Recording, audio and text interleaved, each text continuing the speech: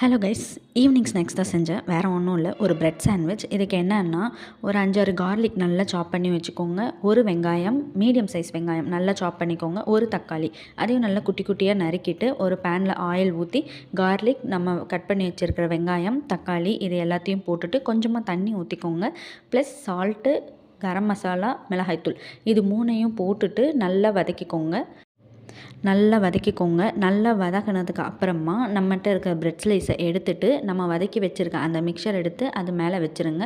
அதுக்கு மேலே இன்னொரு பிரெட் ஸ்லைஸை வச்சுட்டு நம்மளுடைய பேனில் வந்துட்டு ஆயில் சேர்த்துக்கோங்க. அதை கொஞ்சம் ஸ்ப்ரெட் பண்ணி விட்டுட்டு அது மேலே நம்ம எடுத்து வச்சுருக்க ப்ரெட்டை வந்துட்டு வச்சுட்டு கொஞ்சமாக ஆயில் மேலே ஊற்றிட்டு அதை இந்த மாதிரி நல்லா ப்ரெஸ் பண்ணிக்கோங்க. நெக்ஸ்ட்டு இப்படி ஒரு திருப்பு, அப்படி ஒரு திருப்பு, அவ்வளோதான். நம்மளுடைய பிரெட் சாண்ட்விச் ரெடி ஆகிடுச்சு.